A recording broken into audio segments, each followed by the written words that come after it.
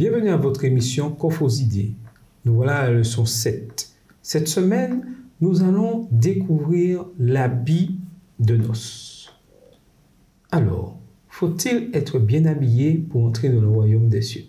Question un peu simple. Certains se disent, c'est quoi cette question? Eh bien, nous allons discuter avec Carole et Cassandra nous fera la prière. Notre Père Céleste, merci pour tout ce que tu fais pour nous. Merci de nous permettre de nous réunir afin de discuter autour de ta parole. Nous te demandons de nous guider et de nous permettre de comprendre les messages que tu as pour nous en ce jour. Nous t'avons prié au nom de ton Fils Jésus. Amen. Amen. Ouvrons la parole de Dieu dans le 22e chapitre du livre de Matthieu, où nous découvrons une nouvelle parabole. N'oublions pas que le thème de ce trimestre, ce sont les paraboles qui transforment. Alors, lisons à partir du verset 1 jusqu'au verset 14 de Matthieu 22. Alors, Jésus, prenant la parole, leur parla de nouveau en parabole, et il dit, « Le royaume des cieux est semblable à un roi qui fit des noces pour son fils. Il envoya ses serviteurs appeler ceux qui étaient invités aux noces, mais ils ne voulurent pas venir.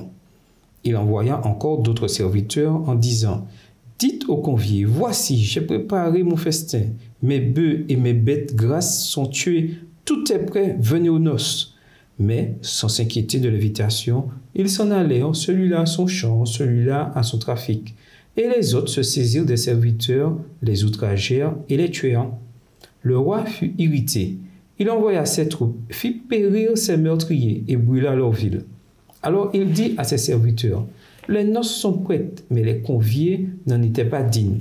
Allez donc dans les carrefours et appelez aux noces tous ceux que vous trouverez. » Ses serviteurs allèrent dans les chemins, rassemblèrent tous ceux qu'ils trouvèrent, méchants et bons, et la salle des noces fut pleine de convives. Le roi entra pour voir ceux qui étaient à table, et il aperçut là un homme qui n'avait pas revêtu un habit de noces. Il lui dit, « Mon ami, comment es-tu entré ici sans avoir un habit de noces ?» Cet homme eut la bouche fermée. Alors le roi dit aux serviteurs, « Liez-lui les pieds et les mains et jetez-le dans les ténèbres du dehors. Il y aura des pleurs et des grincements de dents, car il y a beaucoup d'appelés, mais peu d'élus. » Alors là, nous voyons une parabole, et au verset 2, il nous est dit quelque chose de particulier. Le royaume des cieux est semblable à un roi qui fit des noces pour son fils. Alors, qu'est-ce que ça veut dire?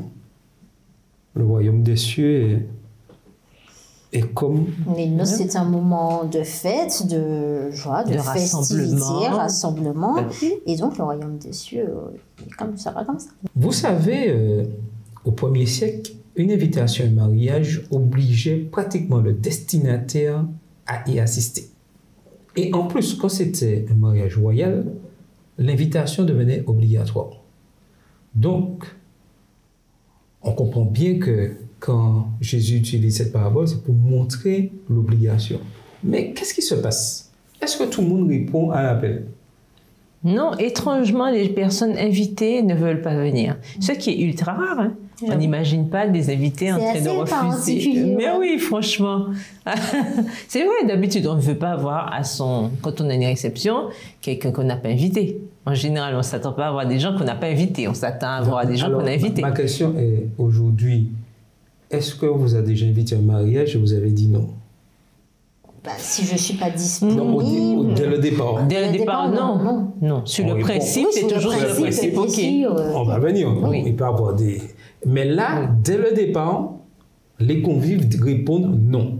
Alors, ça veut dire quoi pour nous aujourd'hui? Puisque Jésus dit au départ que, n'oublions pas que le royaume des cieux est semblable à un roi qui fit des noces pour son fils. Donc, imaginez-vous aujourd'hui que un roi qui existe en Europe là vous invite pour le mariage de son fils. Est-ce que vous allez tout faire pour être président, oui ou non? Oui. Dans l'absolu, oui. Oui. Exemple, le roi Charles III décide de vous inviter au mariage de l'un de ses enfants, même si les deux sont mariés, mais il y a un mariage, il l'organise. Même si on a un autre programme, on essaie de s'arranger. On trouve une solution. Et là, ces personnes refusent. Pourquoi ils refusent selon vous? Ils avaient d'autres chats à fouetter. Mais ils avaient d'autres choses à faire. Ils avaient d'autres priorités, en fait. Ils avaient d'autres priorités. Donc, certains nous ont dit ils devaient aller dans leur champ, ils avaient plusieurs choses à faire. Mais il y a quelque chose au verset 6 qui attire mon attention. Les autres se saisirent des serviteurs et les outragèrent et les tuèrent. Oui, c'est-à-dire qu'il y a des extrémistes partout.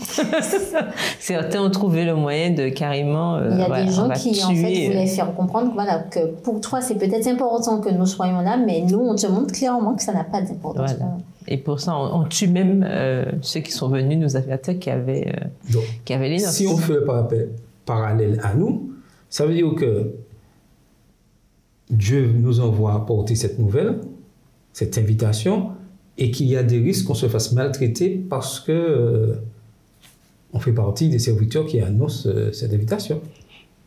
Malheureusement. Hélas. Alors, est-ce que nous sommes prêts vraiment à relever le défi, malgré tous les inconvénients qu'il peut y avoir à répondre à cet appel? Est-ce que nous sommes prêts? C'est autre chose. Par contre, ça fait partie de notre mission et de notre devoir à partir du moment où nous décidons de suivre Christ. Et puis, de toutes les manières, je pense que, quelle que soit la situation, si on fait confiance à Dieu, il nous donne toujours cette résilience, cette force, il nous donne de quoi affronter parce qu'il nous dit qu'il ne va jamais nous donner des épreuves au-delà de nos forces. Ça veut dire que si on est confronté à ça, on a aussi les moyens de pouvoir l'affronter. Donc, c'est vrai qu'on ne sait pas dans quelle situation on peut se retrouver par rapport à la mission que Dieu nous a donnée, mais il nous dit qu'il est avec nous tous les jours jusqu'à la fin du monde. Donc, je crois fermement que s'il le dit, c'est qu'il le réalise effectivement et que si d'autres sont passés par là, si malheureusement on doit passer par ces extrêmes-là, ben je pense que Dieu donnera aussi ce qu'il faut pour pouvoir affronter ces situations très, très, très délicates et malheureuses. Tout à fait, mais nous voyons quand même que la justice du roi de la parabole est mise en action parce que les hommes qui ont maltraité les serviteurs, quel a été leur châtiment? Ben, ils sont eux-mêmes morts aussi. Ils sont morts aussi. Ouais. Donc, ça veut dire que l'appel est lancé, mais que tous ceux qui refuseront d'écouter cet appel et qui ont maltraité ceux qui ont porté cet appel, il y a eu une sanction, il y a eu un jugement. Ça veut dire quoi aujourd'hui pour nous qui vivons au XXIe siècle? Ben, pareil, ceux qui n'auront pas accepté l'invitation qu'on leur offre, ils auront les conséquences de leur choix. Voilà. Donc, tout acte amène à des conséquences. Ah oui. Bien évidemment, et que ça soit positif ou négatif. Exactement. Donc, refuser l'invitation amène à un problème. Oui, amène à une conséquence. Voilà, on va dire ça. Oui, voilà. Oui, tout à fait. Si je fais le choix d'accepter l'invitation, pour mon exemple, tant mieux. Et si tu fais tant pis ça. Oui, l'exemple que je connais tout à l'heure, si le roi Charles III m'invite et j'y vais pas, j'ai bien aimé savoir les conséquences de ne pas y aller.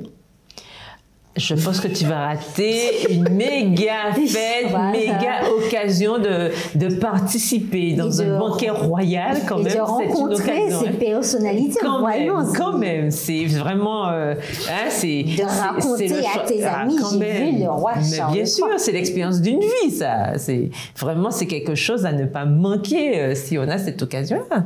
Donc aujourd'hui, Dieu invite tout le monde. Est-ce que tout le monde va répondre à son appel? Ben non. Ben non. Et nous le savons. De toute évidence. Ben remarquez bien qu'aucun des serviteurs n'a forcé personne à accepter l'invitation. Ils étaient juste là des messagers. Juste pour nous dire que nous, aujourd'hui, qui représentons ces serviteurs, nous sommes là juste pour lancer l'appel. Parce que des fois, nous avons tendance à vouloir forcer les gens à... Mais ce n'est pas notre rôle. Et ça, ce n'est pas notre rôle. Non. Remarquez bien, notre rôle, c'est d'annoncer, de parler, et le reste, C'est Dieu qui s'en occupe. Voilà. Mais lorsqu'on prend, je dirais, la deuxième partie de la parabole, on se dit qu'il y a un petit problème quelque part. Alors, le roi, réalisant que personne ne vient, il dit, allez chercher tout le monde, allez dans les rues, prenez tout le monde, faites... Il a bien dit, on voit bien dans le texte, qu'est-ce qu'il est dit? Allez dans les carrefours, appelez tous ceux que vous trouvez, ses serviteurs allèrent, et ils rassemblèrent tous ceux qu'ils trouvèrent, méchants et bons, et la salle de noces fut pleine de convives. Donc, si dans la salle, il y a des méchants et des bons, est-ce que vous comprenez la réaction du roi qui hante et qui réalise s'il y a quelqu'un de mal habillé? Attends, si on a pris tout le monde... Tout le monde est venu lâcher tout ça, donc... non, il a bien dit que le roi entra pour voir ceux qui étaient à table et il aperçut là un homme qui n'avait pas revêtu un habit de noces. Ça sous-entend quoi? On t'a invité et on t'a donné le vêtement qu'il fallait pour pouvoir intégrer donc, alors, ces noces.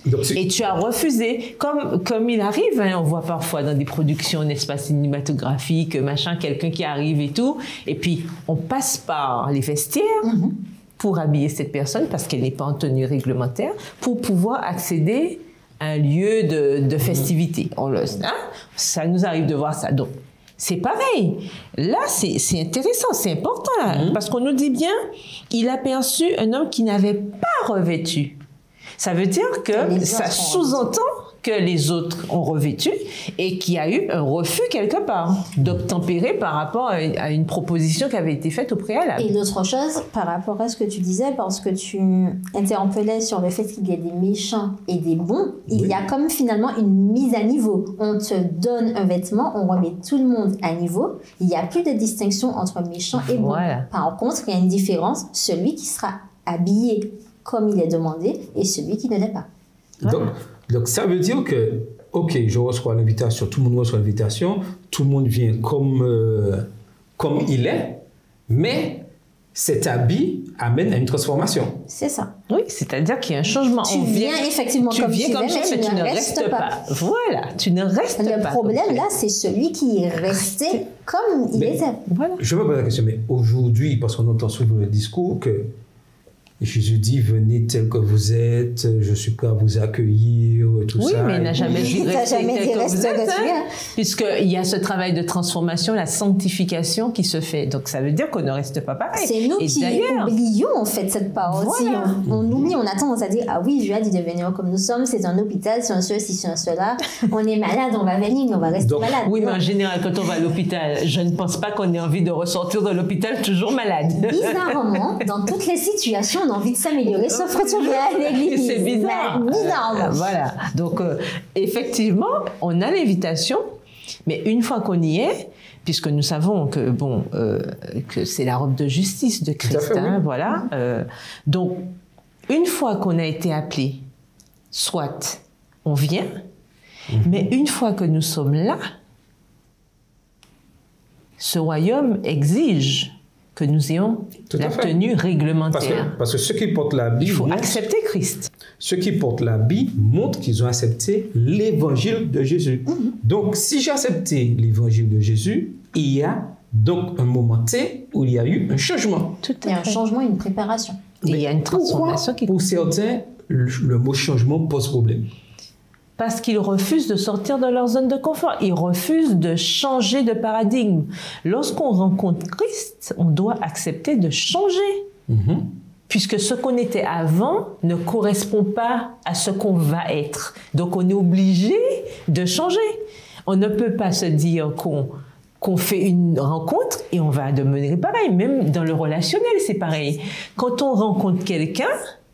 D'accord? On prévoit de faire notre vie avec cette personne, etc. Mais on change. Et si on ne veut pas changer, qu'est-ce qui se passe? En général, la relation... Et en fait, souvent, le changement est inconfortable. On va pas se mentir. Parce qu'on sort de nos habitudes. Et avec Christ, c'est ça. Il nous appelle un changement. Et le caractère, c'est la seule chose que nous allons emmener au ciel. Et ça, c'est important. Donc, il faut que nous soyons transformés. Il faut qu'on ait, justement, il faut que nous montrions à ce Père Céleste que nous avons envie d'accord, de revêtir complètement cette justice que son Fils nous a octroyée par son sacrifice. Et on doit faire cette action-là, on doit montrer que nous voulons ce changement. Mais si on demeure pareil, c'est pas possible. Puisque, comme on dit, l'huile et l'eau ne se mélangent jamais. Hein, donc, il est important de savoir, aujourd'hui, est-ce que nous avons vraiment revêtu la robe de justice du Christ? Tout à fait. Et cela reste une question capitale de notre fonctionnement dans l'Église. Mais ça veut dire aussi, comme les autres paraboles que nous avons vues avec l'ivraie et le bon gré, ça veut dire qu'il y a pendant un certain moment, les deux catégories qui grandissent ensemble.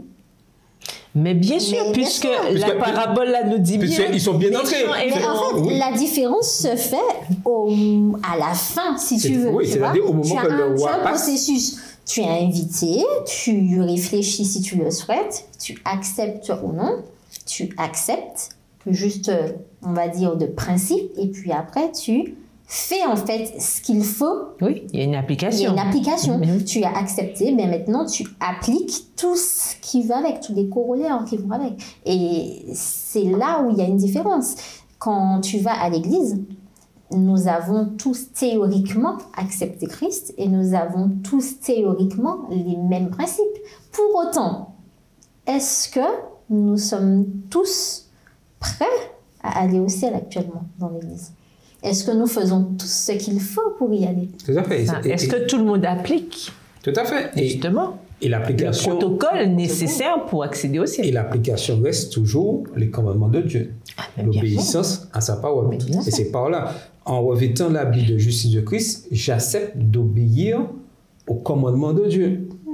Et ça, c'est aujourd'hui, je dirais, le gros problème que nous avons. Est-ce que quel choix faisons-nous aujourd'hui? Mais oui, parce que ici, on voit bien que c'est pas parce qu'on a accédé aux noces parce que tout le monde, qu'on va y rester. Exact. Et c'est cette partie-là qu'on oublie souvent, parce que c'est pas sauver un jour, sauver toujours. Parce que là, de toute évidence, cet homme-là s'est dit sauver un jour. Oui, je suis arrivée, on m'a invité. Je commence à manger. Voilà. Et je suis nous.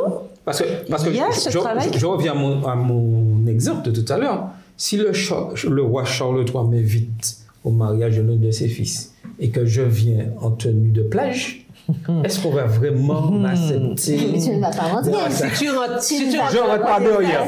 Disons que je ne rentre pas derrière et que je suis en short de bain, débardeur, là, comme ça.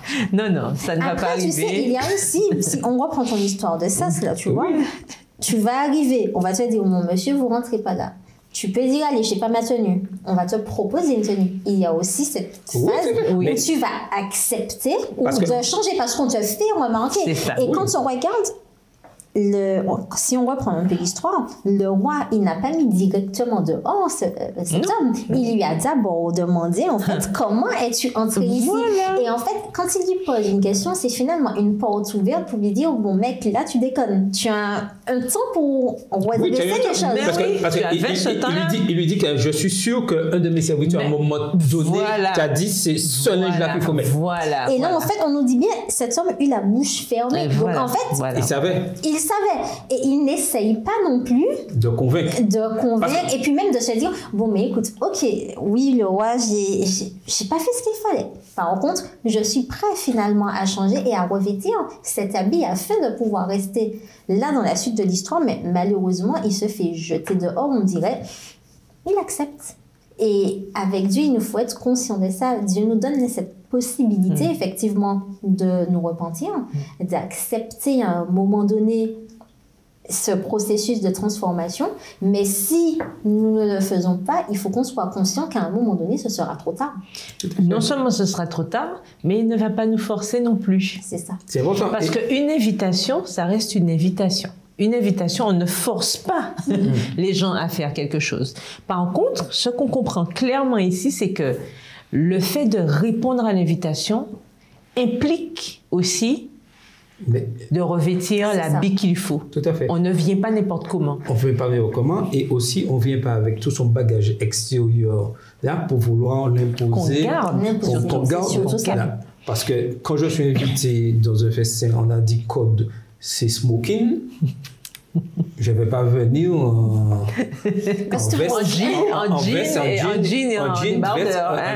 débardeur. Parce qu'on a mis un code. Et c'est ça aujourd'hui. Voilà. Dans l'Église, dans la parole de Dieu, il y a des codes qui sont les 10 commandements. Mais aujourd'hui, beaucoup veulent entrer dans l'Église et imposer des choses du monde et dire oui que Jésus comprend et c'est comme ça. Et c'est là le danger aujourd'hui. C'est ça. Si nous faisons entrer des choses du monde, fonctionner, on veut que l'Église fonctionne comme dans le monde, à un moment, Dieu va nous dire stop. Comme il a dit à cet homme-là, il va nous dire stop. Comment tu oses, dans ma maison, faire entrer un feu étranger, que ce soit par la musique, par des paroles qui vont contre ce que la parole de Dieu dit, faire des comportements aussi qui ne sont pas dignes de personnes qui ont revêtu l'habit de noces. Et ça, tôt ou tard... Ah oui, le roi passe, hein? Non mais attendez, mais pensez-vous, le roi passe un moment, pensez-vous que les serviteurs n'ont pas dit à cet homme, il y a un problème avec ton habit? Mais bien sûr. Certainement. Alors, on ne va pas pouvoir l'affirmer clairement, mais quand on lit l'histoire... Qui n'avaient pas revêtu. Oh, ce sont les serviteurs qui ont été chercher bon et mauvais. Ça veut dire que les serviteurs ont donné des instructions. Ont donné, en fait. Mais bien juste que tous les autres, visiblement, ont la même tenue. Ici, c'est comme ça. Que ce soit bon ou méchant, regardez bien, ici, c'est comme ça. C'est-à-dire ceux qui ont vraiment accepté cette invitation ont accepté l'habit qui va avec, c'est-à-dire l'habit, c'est-à-dire la manière de fonctionner dans l'Église, la manière que Dieu veut que j'obéisse à ses commandements, la manière que je vais parler à mon prochain, la manière que je vais agir et l'énergie que je vais mettre aussi dans le fonctionnement de l'Église, c'est-à-dire est-ce que je vais être un membre actif ou est-ce que je vais être un membre passif? Parce que si je suis un membre passif, je suis sans l'habit de noces. Parce que quand j'ai l'habit de noces, je suis actif. Et ça, c'est important de comprendre ça. Et malheureusement, beaucoup sont dans l'Église d'une manière très passive et attendent tranquillement le retour de Jésus. Mais est-ce que je peux attendre tranquillement le retour de Jésus en étant passif et ne faisant rien pour la mission? Mais en fait, beaucoup oublient surtout que l'habit de noces nous donne aussi une fonction. Quand on revêt l'habit de noces, on a un nouveau rôle en fait. Nous sommes de nouvelles personnes, on a un nouveau rôle et qui dit rôle dit, comme tu dis, de nouvelles responsabilités que nous devons prendre à cœur. Et c'est vrai qu'on aura souvent tendance, et à le voir aussi malheureusement dans nos églises, certains qui vont rester dans finalement la médiocrité, ils vont vouloir rester comme ils le sont, et quand bien même ils accepteraient Dieu, ils ne sont pas prêts aussi à endosser les responsabilités qui vont avec. Et c'est pour ça, comme tu disais, oui, effectivement, malheureusement, on va se retrouver avec des bons et avec des méchants dans un endroit qui est normalement appelé à être le bon endroit. Tout à fait. Donc, l'importance que la transformation du caractère est indispensable. Tout à fait, parce que de toute façon, la manière dont les choses sont explicitées ici, on voit bien. Quand ils allèrent dans les chemins, ils ont rassemblé les bons et les méchants. Comme disait Cassandra tout à l'heure, effectivement, à un moment donné, il y a eu ce nivellement. D'accord? Donc, tout le monde était au même niveau. Donc, bon, méchant, ok, tout le monde vient, il n'y a pas de souci. Mais il y a ceux qui ont fait le choix, justement, de se laisser transformer et donc de revêtir cet habit de noces. Et puis, il y en a de ceux qui auront choisi de demeurer tels qu'ils sont, dont fait partie cet homme. Parce qu'on voit bien que on nous dit qu'il a perçu là un homme qui n'avait pas revêtu. Donc un homme, bien sûr, bon, c'est pour représenter un groupe de personnes. Mais je veux dire que ça veut dire que tout le monde n'était pas dans le même cas. D'accord? Ça veut dire qu'il y a ceux qui ont accepté effectivement de revêtir, de respecter le protocole qui avait été mis en place. Et c'est la même chose pour nous aujourd'hui.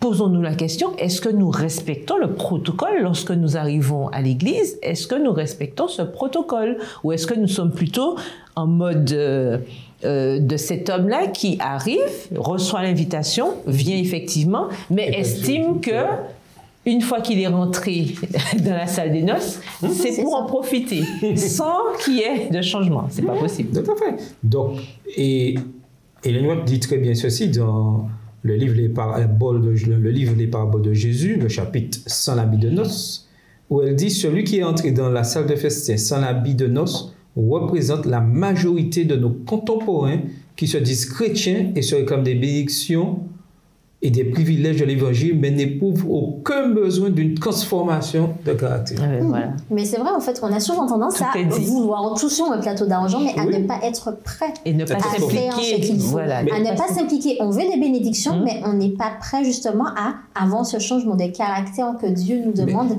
pour... Et à faire des sacrifices. Et qui dit, quand le texte dit aucun besoin de transformation de caractère, c'est-à-dire tout ce que j'avais dans le passé, il faut qu'il y ait un changement et qu'il y ait une évolution. Mais oui, mais quand on entend des fois, sans vouloir t'interrompre, quand on entend des fois, ah, c'est comme ça que je suis, la chair est faible, l'esprit est bien disposé, etc. Quand on utilise même parfois des versets de la Bible pour pouvoir justifier justement notre manque enfin, notre refus plutôt de revêtir cet habit de justice, c'est quand même extraordinaire. Je vais prendre un exemple simple, un exemple de transformation où, certes, ça fait beaucoup de débats. Est-ce que je peux dire que je suis transformé et qu'au niveau musique, dans l'église, j'ai la même musique, les mêmes dissonances musicales que ceux du monde? Est-ce qu'il y a une transformation réelle ou pas? Mais ça fait partie. Ça fait partie. Normalement. Donc, qui dit transformation dit. En fait, dit transformation totale. Là, il y a une opposition entre le monde et l'église. Là, il ne doit pas y avoir de mélange, en fait. Voilà. Si tu étais. Séculier, c'est séculier. Si tu étais noir, tu deviens blanc et tu restes blanc. Voilà. Donc, finalement, même ton style musical doit changer. Ça doit pas être gris. On doit pouvoir voir, lorsqu'on écoute ton nouveau style musical, se dire, ah ben ouais, là, il y a du changement. C'est pas ce que le monde donne. C'est ça. Et ça, c'est très important. Je prends cet exemple volontairement. Nous devons surtout nous attacher, quand nous sommes rentrés dans ce processus de transformation, à y rester et à ne pas en sortir. Tout à fait. Parce que pourquoi je dis ça? Parce qu'aujourd'hui, beaucoup pensent que pour être transformé, il suffit de prendre la musique du monde et de mettre des paroles de Christ dessus et qu'il y aura une transformation. Non, en fait, ça, ce n'est pas de la transformation. Ça, c'est être comme ce monsieur. Tu t'es assis, voilà, tu t'es assis, tu profites en restant comme tu es. C'est tout simple, c'est de la profitation. Et tu imposes, et tu veux imposer à tous ceux qui ont mis l'habit de noces, imposer. C'est ça. Le fait que toi, tu n'es pas habillé. Et vous remarquez que c'est ce que l'ennemi fait. Vouloir imposer. Celui qui n'est pas habillé veut imposer. Ça arrange que tout le monde soit comme lui. Malheureusement, comme Dieu lui-même nous a dit, à la fin des temps, parmi nous, dans son propre peuple, il y aura des personnes qui ne seront pas des élus et qui, justement, vont se laisser en fait avoir par l'ennemi et qui vont mettre des bâtons dans les roues à tous les autres. Et c'est là que nous devons être vigilants à ne pas faire partie, justement, de ces personnes, de ces élus qui sont à la table et qui finalement seront mis dehors parce qu'ils n'auront pas clairement accepté ce processus de transformation. Oui, mais il faut aussi éviter de trop faire plaisir, enfin je dis de trop faire plaisir, de faire plaisir à nos sens. Tout à fait. Et faire preuve de bon sens. C'est pas, bon, c'est un jeu de mots, mais je veux dire que avec Dieu, en fait, on doit s'élever, en fait. On doit tendre vers la spiritualité. D'accord? Et si on tend vers la spiritualité, forcément, on va éviter, parce que souvent, on tombe dans ces travers-là. Pourquoi? Parce qu'on veut faire plaisir à nos sens. On aime cette sonorité, on aime ce goût, c'est ça. J'aime. On est dans un jeu qui finit pas. Et qu'est-ce qu'on fait? On finit par avoir des attitudes, par faire des choix qui ne n'ont pas Dieu. Tandis que si je veux faire plaisir à Dieu, et si je suis portée sur les choses spirituelles, je vais éviter de faire des choses qui font plaisir plus à ma chair qu'à mon esprit. Tout à fait. Donc, aujourd'hui, il est important de comprendre que la transformation du caractère est capitale.